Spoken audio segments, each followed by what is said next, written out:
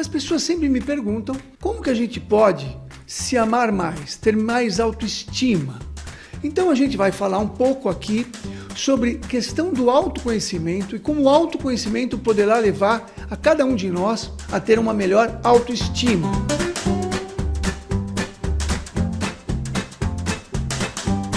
Olá, eu sou o Dr. Cascapeira em mais um vídeo que vai te trazer informações que eu espero que melhore a sua qualidade de vida.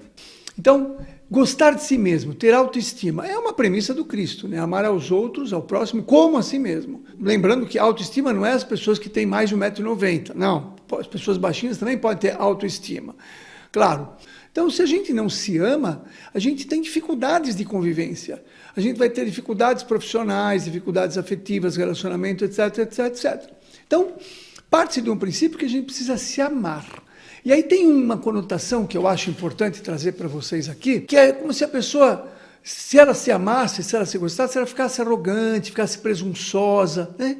Então temos uma diferença entre uma pessoa orgulhosa e uma pessoa que tem autoestima, né? Talvez a questão da orgulhosa é a pessoa onde ela super se valoriza. Opa, falei a palavra-chave, não sei se você captou. Valorização. Tudo que você valoriza, você gosta. Ah, eu tenho meu carro, eu vou lá, fico lavando. Não, antigamente lavava carro, né? Hoje não lava mais. Mas eu fico curtindo, faço uma coisa, porque eu valorizo aquilo. E na questão da valorização, eu acabo gostando. Quando eu valorizo uma pessoa, uma situação, qualquer fato. Então, começamos na base que a gente precisa valorizar, dar valor. Mas como assim eu vou dar valor? Né? Então, você de repente pega um celular, quanto vale esse celular? Ou quanto vale um serviço? Quanto vale, né, algumas coisas? Para isso você precisa conhecer. Se você não conhece, precisa dar um valor aqui num quadro que eu tenho aqui. Preciso conhecer o quadro. Quanto vale meu carro? Não, preciso saber que carro é. Então, o conhecimento é a base do processo de valorização. Então, na maioria das vezes, nós temos pouco conhecimento sobre nós mesmos. Isso mesmo, nós temos pouco conhecimento sobre nós mesmos. Então, a proposta que eu quero conversar aqui com você hoje é isso. Estamos falando sobre autoconhecimento, como se amar mais. E nessa proposta de autoconhecimento, entendemos que vai levar um valor, e o valor é que vai trazer autoestima, que vai trazer o autoamor. Quem é você? Quem sou eu?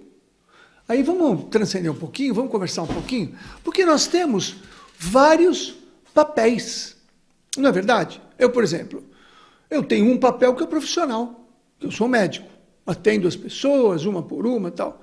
Eu estou, digamos assim, construindo um papel novo que é de um divulgador, né? Sempre fiz palestras, essa coisa, mas eu quero ser um divulgador da internet. Mas eu também tenho o papel de pai. Sim, sou pai, tenho 3 filhas lindas, maravilhosas. E também sou marido, né, da Joeli, minha esposa querida. Eu sou também irmão, tenho minha irmã, a Roseli. Então, todos estes papéis fazem um conjunto de quem sou eu. E pode ser em que eu tenha, por exemplo, porque eu me considero como eu tenho 3 pais. De cada filha, eu sou um pai diferente. Cada vez que nasce um filho, nasce um pai junto, nasce uma mãe junto. Né? E eu posso ser que eu olhe para mim, quando eu fui pai da primeira filha, que hoje já é adulta, tem quase 39 anos, 38 anos, eu era um tipo de pai. Da segunda, um outro tipo, e da terceira, um outro tipo. Então, talvez eu não goste muito do primeiro pai que eu fui, o segundo pai, talvez eu goste mais agora. Eu já fui profissional, como médico, de várias etapas, né? Então, eu fui clínico geral, fui intensivista, trabalhei em UTI, e aí fui trabalhando vários aspectos da minha vida, no sentido de autoconhecimento. Então, eu fui profissional em vários aspectos da minha vida, fui vários profissionais diferentes. O que eu mais gosto, o que mais me valoriza é hoje, porque eu sinto que eu tenho uma abrangência e estou cada vez procurando mais coisas, né? Porque eu não gostava muito de mim quando eu tinha que ser um clínico geral, convencional, alopata só, que não tinha outras perspectivas, que não tinha outra visão. Então a gente vai se conhecendo, vai percebendo que nós somos várias subpersonalidades. Nós temos várias subpersonalidades. E pode ser que você não goste de um comportamento seu e por aí você não valoriza. E quando você não se valoriza, você acaba não tendo autoestima. Eu não posso gostar de uma coisa que eu não valorizo. Mas eu falei outra palavrinha-chave: comportamento. Eu quero deixar para você aqui uma ideia, mais ou menos assim, como se a gente pegasse uma hierarquia e colocasse como uma empresa, vamos fazer uma metáfora aqui para você, uma hierarquia, onde numa empresa grande, vamos imaginar uma grande produtora de carros, uma grande empresa, fábrica de automóveis, vamos pegar aí uma Volkswagen. Digamos que a gente olhasse essa hierarquia como se fosse uma empresa única. Então eu vou dizer que a base da pirâmide são os trabalhadores braçais. Eles estão ali trabalhando braçalmente. Então eles têm um tipo de atividade que eles são, digamos assim, orientados o tempo todo. Eles não têm autonomia. Eles estão fazendo aquilo lá que foi orientado, eles vão fazendo, é o tipo de trabalho, chão de fábrica, como a gente fala, que são os trabalhadores braçais. Seria o primeiro nível. O segundo nível seriam os gerentes, que gerenciam, né? Então os gerentes eles vão gerenciando os vários setores de uma empresa desse tamanho, né? Ou de outras empresas. Então o gerente vai gerenciando. O nível de autonomia dele também é restrito ao que ele precisa fazer ali diante do local que ele gerencia. Existem vários gerentes, né? Não é só um gerente, tem vários gerentes. Então os gerentes vão gerenciando a cada situação, a cada local que ele tem lá sob o comando dele, digamos assim, uma série de funcionários. Depois, num outro nível superior, a gente teria os diretores, a diretoria. Os diretores também já são em número menor, né? Então, muito maior o número de empregados, digamos, os funcionários, mão de obra, um pouco menor os gerentes, um pouco menor os diretores. Os diretores já têm uma autonomia grande. Eles podem dirigir, como fala meu, o diretor dirige. Eles podem dirigir, então, aspectos diferentes dessa empresa, fazendo até modificações no setor em que ele é diretor. Talvez tenha vários diretores, o comercial, o diretor de propaganda e marketing, etc, etc. Ele tem ali uma certa liberdade para fazer mudanças. O diretor que faz mudanças. E depois teríamos o presidente, o CEO, como se fala hoje em dia, que esse seria um ou dois no máximo, né? Hoje em dia tem empresas que têm dois, para ter uma redundância de liderança e tal. Mas esse é bem restrito. Teoricamente, o líder, o CEO, o presidente, tem liberdade total. Se ele quiser amanhã falar, a empresa é minha, não vou fazer mais carro, vou fazer barco, tudo bem, ele pode fazer o que ele quiser. Quando não tem mercado aberto, etc. Estou colocando como se fosse uma empresa fechada, que não tem acionista, essa coisa toda. Você está entendendo o que eu estou trazendo essa hierarquia. Por que eu estou trazendo isso? Porque eu quero fazer uma comparação. Porque quando a gente fala assim, eu vou mudar o meu comportamento. Eu falo, desculpa, o teu comportamento você vai mudar por um período muito pequeno. Se você não mudar mais para cima. Como assim? Então eu comparo os funcionários com os comportamentos. É a mesma coisa que um funcionário lá, um trabalhador braçal da fábrica de Volkswagen, fala, não, eu vou fazer uma mudança aqui, não vou pôr mais 4 rodas, vou pôr 3 rodas, vai economizar. Aí o gerente fala, você está maluco? O que é isso? Você tem que fazer o que está organizado, você não pode... Claro que ele pode trazer alguma ideia, que pode chegar até no presidente, isso já aconteceu, mas ele não tem autonomia, ele pode dar uma ideia, mas ele não faz a mudança. Então, os nossos comportamentos é como se fossem os funcionários. Eles não têm autonomia para fazer mudança, porque eles estão subordinados aos gerentes. O que seriam gerentes no nosso mundo interior, nessa hierarquia que eu estou colocando? Seriam as nossas capacidades. Isso mesmo. Então eu tenho capacidades que eu adquiri. Vamos dar um exemplo prático. Eu vou fazer uma mudança de alimentação. Vou parar de comer glúten. Tá bom. Eu paro uma semana e começo a comer de novo. Por quê? Porque eu não sei por que eu tenho que parar de comer glúten. Eu não aprendi, aí eu vou ler. Leio Barriga de Trigo, leio, por exemplo, alguns livros que dizem que, por exemplo, O Perigo do Glúten é um livro muito mais importante também, que a gente fica apavorado quando lê. Aí eu me capacito. Falo, nossa, agora eu entendo por quê. O glúten não é digerido, ele atravessa a membrana intestinal e traz uma série de inflamações, uma série de doenças. Agora eu sei por quê. Eu me capacitei para fazer a mudança. Mesmo assim, lá na Volkswagen, quando o gerente chega e fala, olha, vamos fazer a mudança aqui, ele não tem autonomia. Ele não tem autonomia. Ele pode até fazer pequenas mudanças, mas grandes mudanças ele não faz. Ele não tem essa autonomia, porque ele precisa se dirigir ou se direcionar ao diretor. O que são os diretores? São nossos sistemas de crenças, são nossos sistemas de valores também. Então, eles estão mais escondidos. Como assim mais escondidos? De novo, vamos pegar a metáfora aí, ou o exemplo de uma grande fábrica de automóveis. Se você quiser conversar com um trabalhador braçal lá da Volkswagen, você vai lá, tem a saída deles, para lá, bom, queria conversar com você, uma dúvida, tal, ele vai te atender, tem vários ali saindo aos montes. Eu quero falar com o gerente, também vou conseguir, porque ele sai pelo mesmo portão, teoricamente. Ou menos, mas aí, olha, aquele é o gerente e tal, eu consigo falar. Mas se eu quiser conversar com o diretor da Volkswagen, será que é fácil? Não. Vou precisar ter acessos, vou ter que pedir uma audiência ou um horário, vai ser tão fácil, vai ser mais complexo. Mesma coisa as nossas crenças. As nossas crenças estão num nível de subconsciente, muitas vezes, totalmente imperceptíveis. A gente não tem acesso. É muito difícil a gente ter acesso. E o sistema de crenças que nós temos é que desenvolve as capacidades, muitas vezes, e os comportamentos. Então eu acabo me comportando de uma maneira que eu não gosto. E aí tem, de novo, a questão da valorização da autoestima. Então, enquanto eu não descobrir qual é a crença que está ali, fazendo com que eu me capacite para fazer uma coisa que eu não gosto e faço aquilo lá, eu não vou conseguir me valorizar, porque a crença pode ser uma crença que me faz comportamentos ruins. Eu não gosto de mim porque eu tenho esses comportamentos. Mas esses comportamentos estão baseados nas crenças ou nos valores. Coisas que eu acho importante, que eu nem sei quem acha importante, que eu preciso começar a entender. Ainda faltou o CEO, né? O presidente. Quem é o presidente? É a nossa identidade. É fácil falar com o presidente da Volkswagen? Será que ele vai me atender? Muito difícil. É a mesma coisa. Quem sou eu? Quem sou eu? Quem é a minha identidade?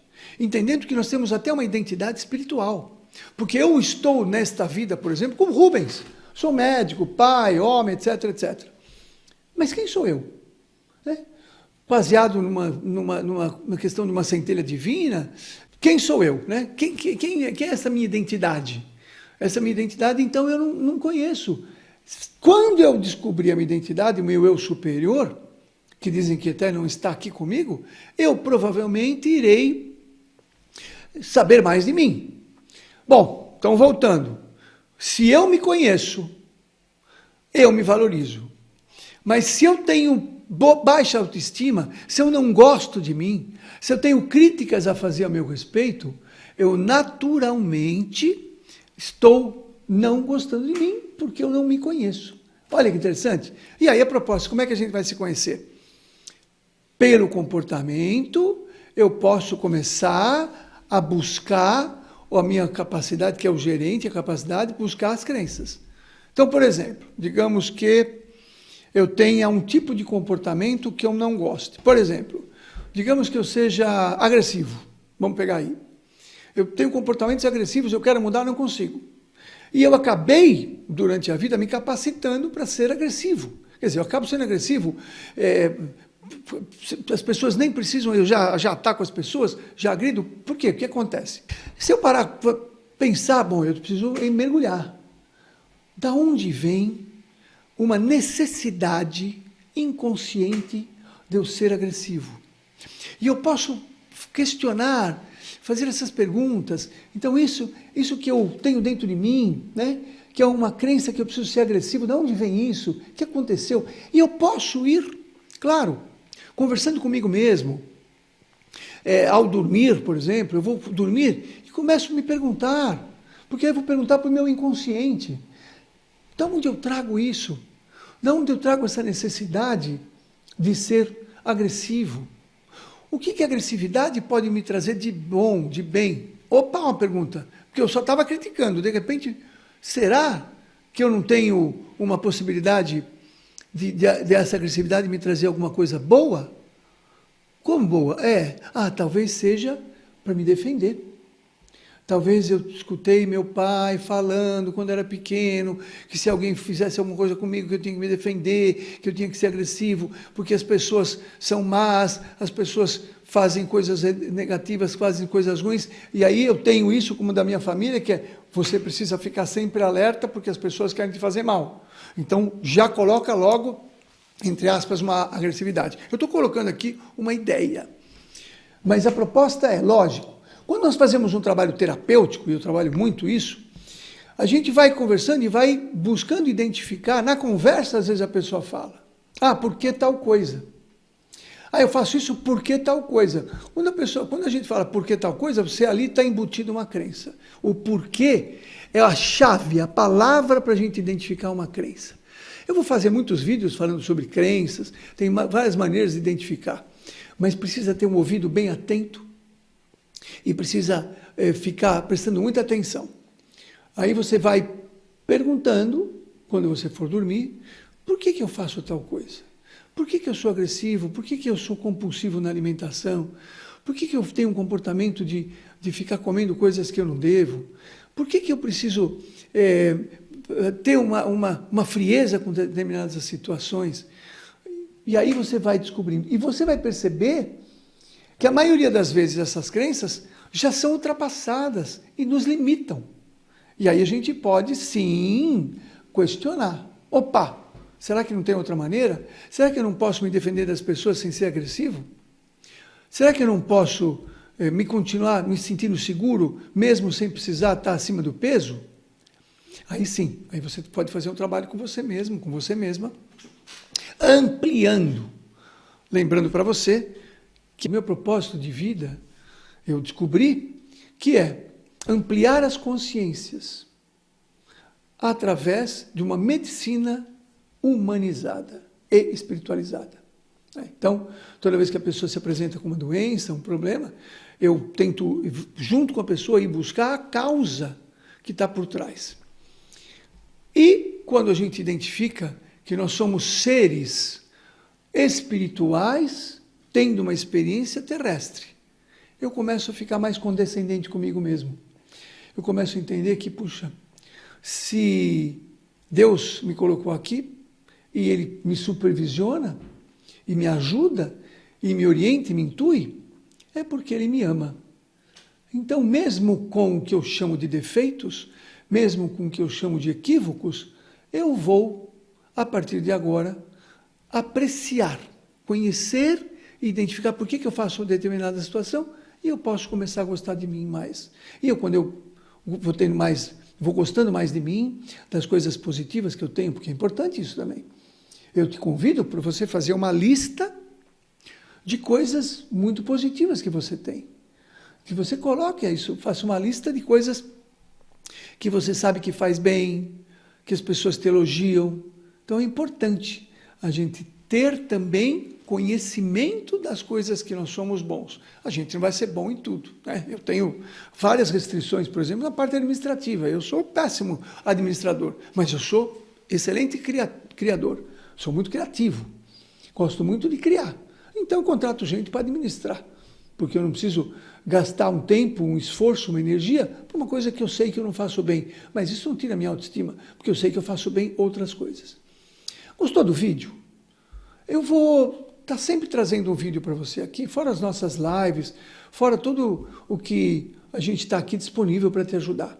A nossa proposta sempre é fazer um vídeo educativo e eu estou convidando você. Se você está gostando, compartilhe com as pessoas que você entende que poderão se gostar mais, ter mais autoestima.